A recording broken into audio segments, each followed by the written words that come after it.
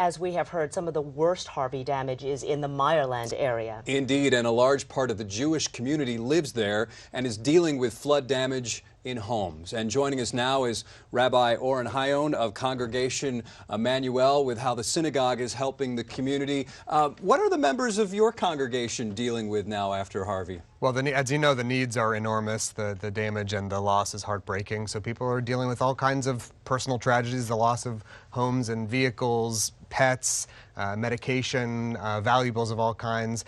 We're also dealing with the emotional and religious impact of the loss of all of these community institutions that have been so central to the Jewish community for so long. And for folks who may not be as familiar, but along Braes Bayou, that really is the heart of the Jewish community. That's right. That's right. A rough idea of the number of synagogues that have been Well, the count is still rising right now, but as you know, the epicenter of the flood was also the epicenter of the historic Jewish neighborhood. So all of that landscape is now recovering and starting to dry out. Synagogues, community centers, the Jewish Federation, the places that we take care of our older folks, the places that our kids go for recreation, all of those things will need to be reevaluated.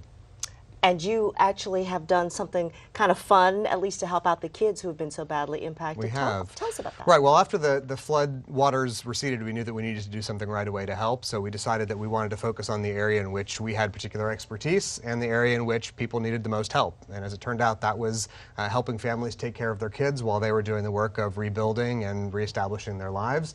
So with about a day and a half's notice, we were able to put together a full-day day camp for the kids in our community whose families were impacted by the flood. We built the capacity out to take care of about 300 kids, 3 meals served a day with a full day of activities, arts and crafts, karate and yoga. Some visitors, educators from the museums around town gave the kids just a wonderful day to have some carefree fun and games and community while their parents did the hard and often heartbreaking work of rebuilding. Yeah. And correct me if I'm wrong, but we're approaching the Jewish High Holy Days, That's correct? Right. So will you see an influx of people now coming to worship, and how are you going to deal with that? Well, this is the time of the year that, even in the best of circumstances, people are doing the hard inner work of evaluating who they are, what they want to be, what they've done wrong in the year that's passed, and what they hope to achieve in the year ahead. And in our community here in Houston, this is the time especially that people are really looking for community, trying to rebuild and strengthen relationships with each other, with their neighbors, and with their synagogues and congregations. So yes, we expect that our services will be quite full as people come together to see one another and to think about what the year ahead will hold for them and for their community. Yeah, nothing like a truly life-changing event That's to make right. you reflective right. about the year to come as well. Quickly, where can people go to get help from your organization, a website perhaps you would refer them to? Yeah, so our congregation's website is emmanuelhouston.org, and when you're there you can take a look at the resources that we're collecting and distributing for flood relief. That will also direct you to some other community resources where you can get involved personally or make donations to help those who are in need.